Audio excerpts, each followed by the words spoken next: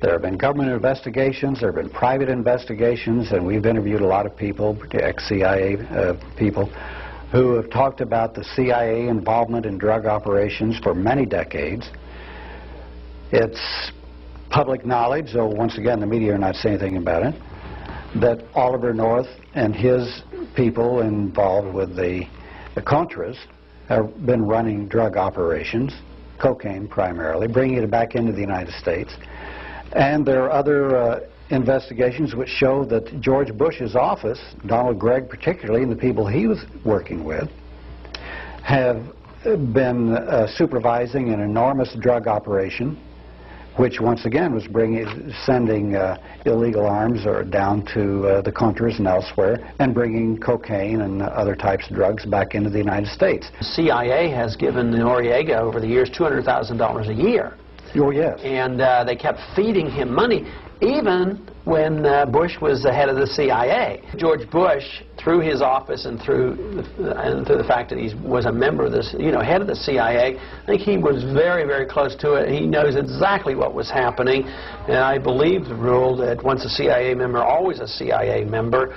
And I think it's awful interesting. Can you imagine? It would alarm a few of us in this country if all of a sudden we knew that the leader in the Soviet Union would be the head KGB agent, and here we take our head CIA agent and put him, potentially the head of our entire country. I sadly believe that there will be very little said, which means that the Democrats aren't doing it. That means they're involved too. They're involved also. And I don't think there's any doubt about it. I mean, it was even some of it got reported in the Iran-Contra scandals. We did know that there were drugs involved, and they were selling drugs back and forth. I think that might be the #1 reason for the drug laws. I mean, they use and play on the good people of America to support them, but I think the #1 reason is not to have high prices for some two-bit drug dealer, as much as to raise the funds necessary for governments to do illegal things, whether it's some terrorist government someplace or whether it's our own CIA to fund programs that they can't get Congress to fund.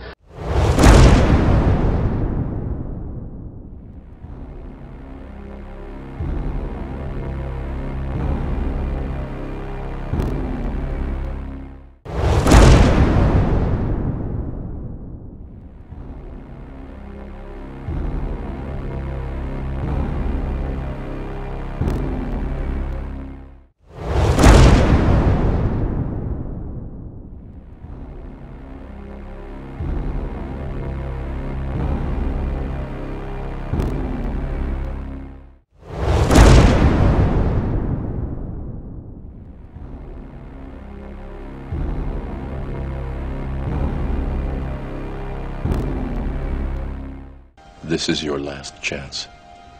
After this, there is no turning back.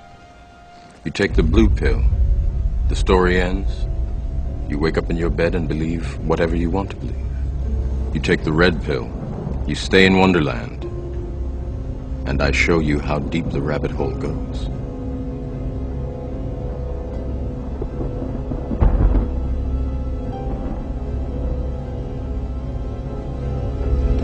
Remember, a Gulfstream jet that crash-landed in Mexico in late September bearing a load of nearly 4 tons of cocaine was used by the CIA for trips between the U.S. and Guantanamo Bay.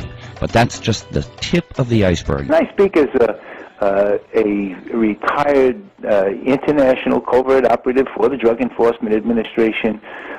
What we're uncovering here through the hard and courageous work of journalist Bill Conroy is something nobody, Central Intelligence, FBI, they don't want this out there. They don't want anybody peeking under the rugs that Mark is talking about this plane crash carrying 4 tons of cocaine.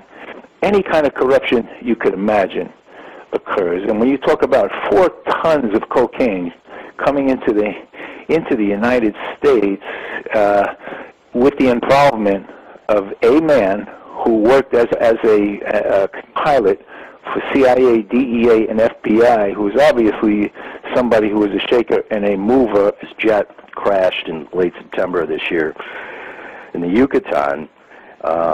It had about 4 tons of coke on it, and it flew out of Fort Lauderdale to Mexico, and from Mexico to Colombia. Rio Negro, Colombia, is where it took off from, which is just outside of Medellin. And you know, it obviously picked up the coke in Colombia and was headed back toward our neck of the woods. Yeah, that's the route. Right, and it was gonna land at an airport, you know, again in the Yucatan. Probably, from what I've been able to gather, loaded down with that much cocaine and had to refuel. Yeah, exactly. But as they said, someone didn't grease the deal right. In the airport they were going to land at, there was a ship change, and they wouldn't let them land. So they went to another airport, tried to land. They wouldn't land there, and they basically got stranded in the air, ran out of fuel, and had to ditch it.